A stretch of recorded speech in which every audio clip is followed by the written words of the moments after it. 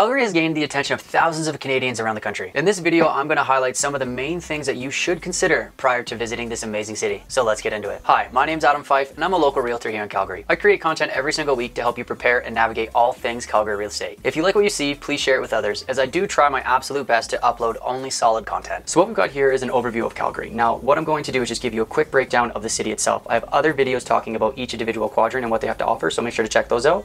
This is just for people who quickly plan on visiting the city and just want a general breakdown. So what we can see here is the ring road, very first thing that we're going to talk about. And this is it starts right up here and it goes all the way around down here. And this is Highway 201 or Stony Trail. Now this highway is a big game changer for people looking to get on the other side of the city very quickly and avoid city traffic. So you can notice here that it's not quite complete, but it should be complete in 2023. And this stretch of the highway just completed last year in 2021, which completely changed the lives of people in the southwest and southeast, as it does make it a lot easier to get to places like Banff. So speaking about Banff, we do have Highway 1 here. Now this is the major highway that goes all the way from the west coast to the east coast. In Calgary, it's considered 16F. Now, we also have the same idea in the southern portion. It's called Glenmore Trail, and it goes right through the city here, or Highway 8. Now moving forward, we do have McLeod Trail for the southern quadrant here, as well as Highway 2 that kind of zigzags through the city, goes all the way up to Edmonton or all the way down to the United States. And the last but certainly not least is Crowchild Trail. Now Crowchild Trail does go all the way up the northwest quadrant, and it goes all the way around, and it's kind of like a back road to Banff itself. Now another thing I to touch on is just the 4 major hospitals that we do have in the city here, starting with the one in the northwest. So as you can see here, we have the Children's Hospital and the hospital right here. Now if you go over here, we have the Peter Loughy, which is in the northeast. We have Rocky View General Hospital down here in the southwest, and we have a brand new hospital called South Health Campus. So between the 4 of those hospitals, those are what help Calgary stay healthy. Now to my understanding, there is land up here as well that is owned by the city, and I believe there's supposed to be a hospital that's being built up here, but I think that's kind of up in the air currently until they get this developed a little bit better. So moving right along, we do have 3 major post-secondary schools. Now they're not the only schools in the city, but there are 3 of them. So the University of Calgary right near the hospital. Now we do have the Southern Alberta Institute of Technology, or SAIT, for people that are in the trades. And we also have Mount Royal University, which is right down here as well.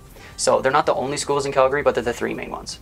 Now finally, I'm just going to touch on the parks. Now if you look at all of the green space here, if I just do a quick scan around Calgary, you'll see that there is a lot of parks and paths to enjoy here in Calgary. So if you enjoy the outdoors and you want to experience what Calgary is all about, I would highly recommend looking up some things about these paths. Now I will link some websites below that you can check out to dive into this a little bit more. So next, let's touch on transportation. And I'll be the first one to admit that there are other cities that do have better public transportation than Calgary, but we're definitely not the worst in the country. You see, we have a light rail system called the C-Train, which connects 5 quadrants all together, bus routes throughout the whole city, a BRT project or bus rapid transit, which is the fast track route for buses, and dedicated bus lanes to get downtown, bike paths all over the city, and even dedicated bike lanes downtown. So speaking of downtown, we actually have our +15 Skywalk network, so you can explore downtown while being indoors during our cold winter months. We even have 2 companies currently renting scooters for the downtown district, and those are Bird and Neuron. I do want to let you know that all the things I just spoke about are linked below, so feel free to go to each of their websites to get more detailed information about each service. So with that being said, let's look at the quadrants. There are 4 street abbreviations which are all over Calgary: Northwest, Southwest, Southeast, and Northeast. But we actually have 8 quadrants that break up the city: City Center, North, Northwest, West, South, Southeast, East, and Northeast. These quadrants are mainly for realtors in my opinion, as the abbreviations are by far the easiest way for the general public to use them when talking about specific areas of town. Each quadrant of the city does have its own pros and cons, and I'm currently going through and doing a virtual tour of each quadrant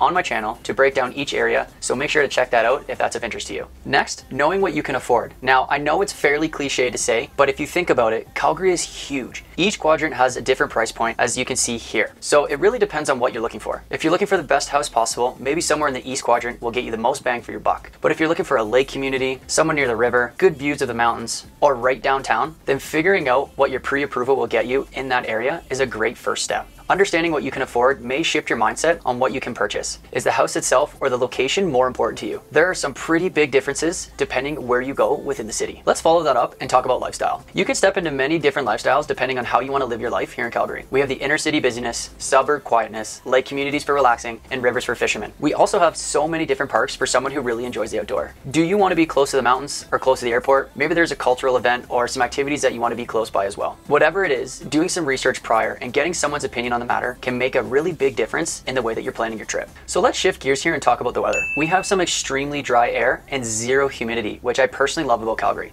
When it's hot out but you step inside the shade, you actually feel the cool breeze almost right away. It can definitely be a hard adjustment for your skin depending on what skin type you have, but maybe picking up some moisturizer and a little bit of lip balm will help you adjust. It's also worth noting that we have these amazing events called Chinooks in the winter months. -21 one day to +5 the next. The swing can be quite intense. We actually experienced quite a few of these Chinooks this spring. It really does motivate you to get out there and do a bit of cleaning outside and enjoy the weather, as it does seem to drag. But with that being said, our winters are very long. They seem to drag on for many months. So I would also suggest accepting that before moving here. It may help you to look into some winter activities to break up the monotony of being inside so much. With all that being said, you will notice that Calgary has some wild mood swings. We seem to be all over the place with warm air, cold wind, rain, snow, and even hail. And that's actually something else to bring up. Calgary does suffer from the odd hailstorm every so often. So when shopping around for insurance, just make sure to bring up those premiums for hail damage. But just remember that the weather here can be a bit frustrating to plan things around at times. We do have amazing summers, but they seem to be very short-lived. So make sure to enjoy them while they last. I would also like to end this section with the fact that we are the sunniest province in the country, with an average of well over 300 days of sun per year. So yeah, that's pretty cool. On a side note of bad weather here in Calgary, we actually use gravel in our mixture when putting dirt on the roads to prevent them from icing over too much in the winter. Unlike places in Ontario, Calgary does not use a heavy mixture of salt because the large animals will lick it off your car and completely scratch it up with their tongues. So instead, we're stuck with cracked windshields more often than you'd want. So a pro tip, try not to completely cheap out on windshields. I've done it before, and the first rock that hit it will break it. Get a quality piece of glass, because I did, and I've been hit by a few rocks and I'm still amazed it hasn't cracked right away. So another cool fact is that Calgary is only 45 minutes away from the mountains when you live on the west side of the city. It doesn't matter if you live on the west, northwest, or even southwest. I just made a video about the things that you can do around Calgary, so make sure to check out that video to get a better insight of the things that you can do just outside the city. I can tell you right now that there are so many adventures around here that it can last a lifetime. It attracts millions of tourists from around the world every single year. But within the city itself, we have so many festivals for you to enjoy every single summer. And the Stampede is the perfect place to start. The Stampede is considered to be the world's largest rodeo that lasts 14 days straight every single summer. We have Beer Fest, Anime Fest, Folk Fest, Badlands Music Festival, Jazz Fest, Latino Fest, Blues Fest, Taste of Calgary, car shows, and country concerts, just to name a few. We truly have all sorts to choose from. I would strongly recommend looking up Calgary festivals, as there will 100% be something that you are inclined to check out. I will definitely link a good site below for you to get started in that. Next, I want to call out Calgary's diverse population.